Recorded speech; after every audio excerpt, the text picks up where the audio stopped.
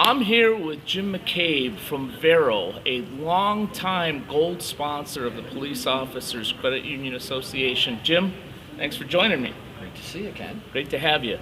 Tell us a little bit about what you offer and specifically why Vero's different products and services are a great value for police credit unions around the country.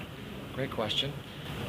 Vero takes a real holistic approach to how we provide credit unions with a solution that not only protects the members themselves, but also the credit union as a whole. Unfortunately, the credit union as a whole is as much at risk for a data breach event as the members are for identity theft. That being said, we also work into our solution a program specific to elder financial abuse. So when I think about police officer organizations and credit unions, obviously you're thinking about, protecting the innocent, right? And being there, and as a protected police organization, you're there to fight crime, right? Exactly. Well, I feel so actually proud to be able to do what I do because I feel so purposeful in terms of protecting people, and that's what it's all about. It's about being there for the innocent people who have no idea they're at the risks that they are. In terms of identity theft today, it's out of control. Last year, we set all kinds of records in this country for identity theft as well as breaches. Everybody thinks that all these things they're doing to try to stop it from happening are working, and unfortunately, they're not. We can't. Yeah, that is unfortunate. I don't mean to laugh. It's just funny that we would think that way. We can't stop doing those things. Right. I mean, but we also can't be mesmerized by the idea that we think if we have monitoring services, that in and of itself is going to protect us from having it happen to us. That's not the truth. Unfortunately, identity theft is something that permeates society in so many different ways that it's all human related. It's a social engineering that creates these situations. So the best thing that somebody can do is actually have the ultimate safety net. So that it's not a matter of if, but when. You have to have that mentality. And I'm very fortunate to go out and do some speaking engagements this year and going into next year. And I'm speaking with this retired FBI agent. And it's phenomenal to hear his take on it. Because he's been involved with it for so many years. He was one of the first cyber security folks within the FBI, and he's the first person that actually put those words out there to me several years ago. It's not a matter of if, but when. Unfortunately, the criminals over the course of the last couple of years have done so much to infiltrate our society with these breaches, specifically Anthem Healthcare. Yahoo just most recently affected almost 1 billion people now, they're saying. So I mean, almost everybody's been touched by it. So that being said, your information's out there. So it's, not to coin a phrase politically, it's like Russian roulette. You don't know when it's going to happen to you. And so you have to really have preparations in place. And that's what we allow the credit unions to do. We allow the credit unions to bring to their members a solution that is so valuable to them in terms of what it brings to protect not only themselves, but their families.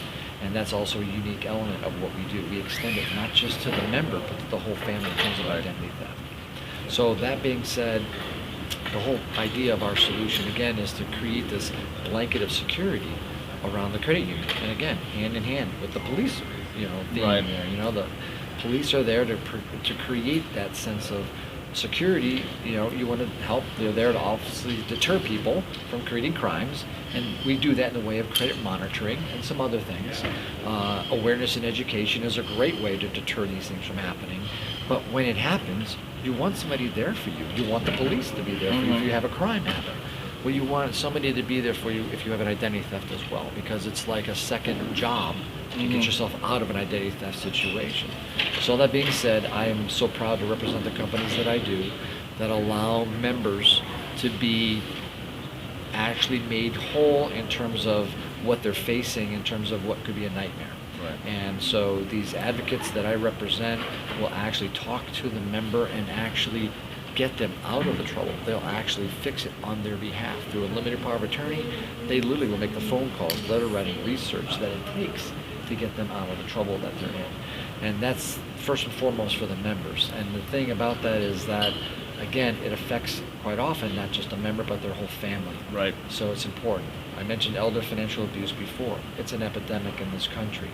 And so we've taken a stand with our Elder ID Pro program that we want to make sure a credit union can tell its members, all of the elders in the credit union, that they have some form of a safe haven to go to when they think it's happening to them. So that's a unique element of what we do. And I mentioned protecting the credit union because they face unique fallout from a breach these days. Not only do they face state and federal regulations that they have to respond to Right. quickly, right? Right. You've heard about the penalties they get. Sure. But also what they're facing is now, since 2015, the risk of lawsuits.